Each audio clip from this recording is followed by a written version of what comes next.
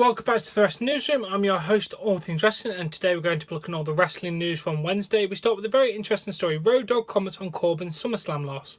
A guy going by King Cooper on Twitter asked Road Dogg, "Can you please explain me what happened to Baron Corbin last night, Mr. Dog?" That's wrong. Explain to me. To me.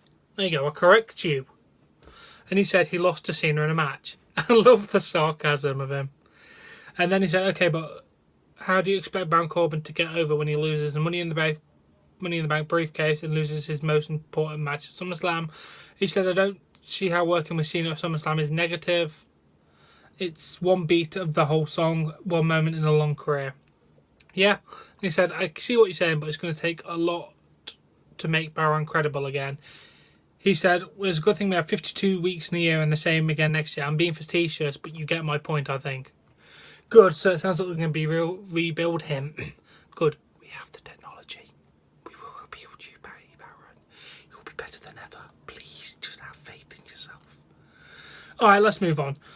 First of all, Raw got 3.4 million overall viewers from the other night's Raw, which is really good. Up from last week's 3.2 million.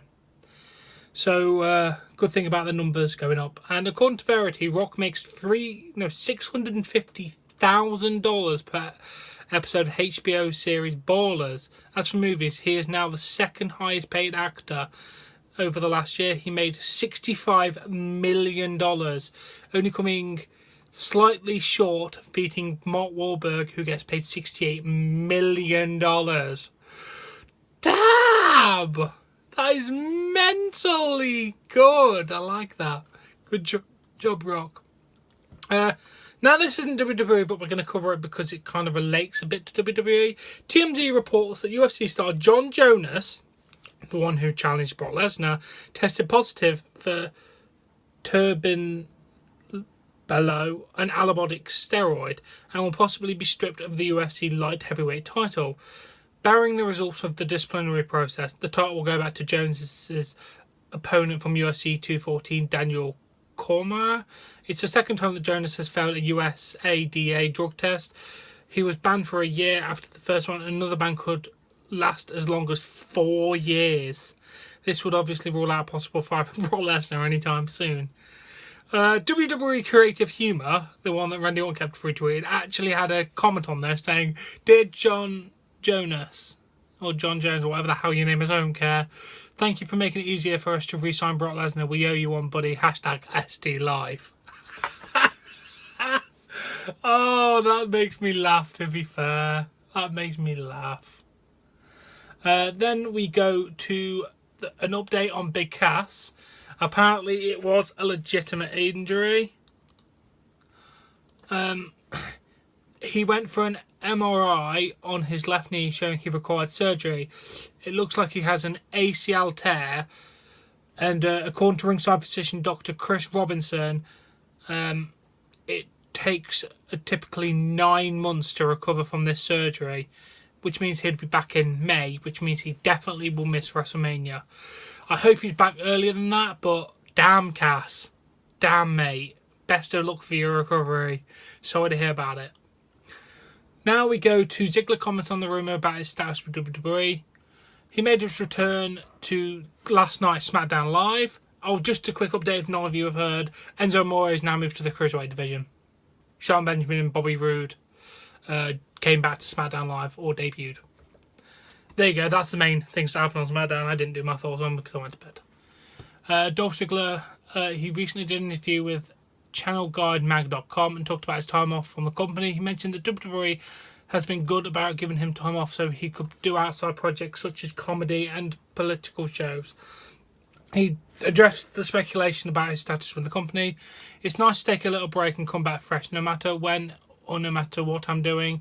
I think it'll be nice. I've only missed a handful of weeks of work. After a while, you just want to step out. People talking is fine. People are talking about you, which is a great thing. People's jobs are to speculate, so I understand that. I'm still excited to be in the ring.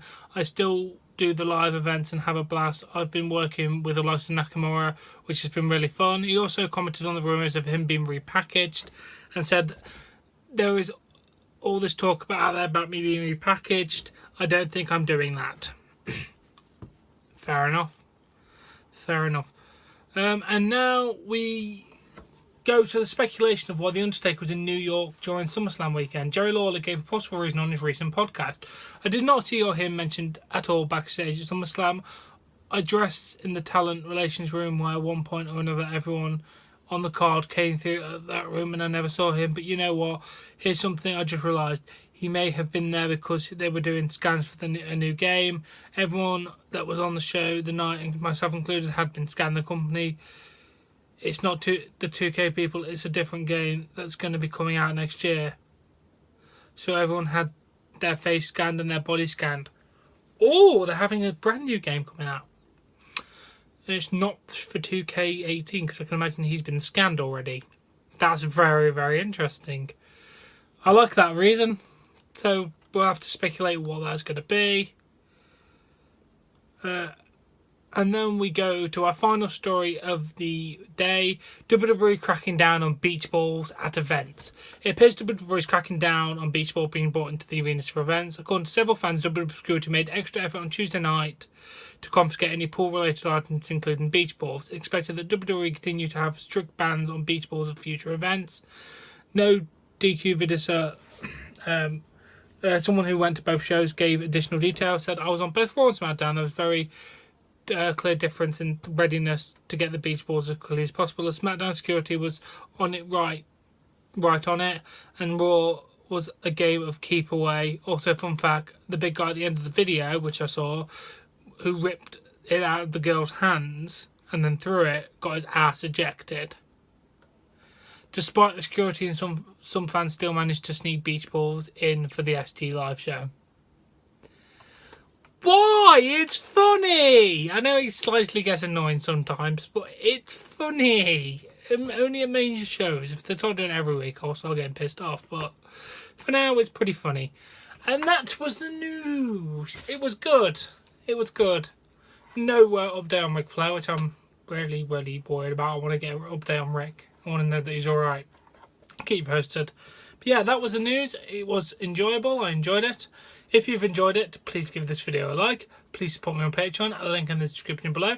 Subscribe to see more content, and I'll catch you later.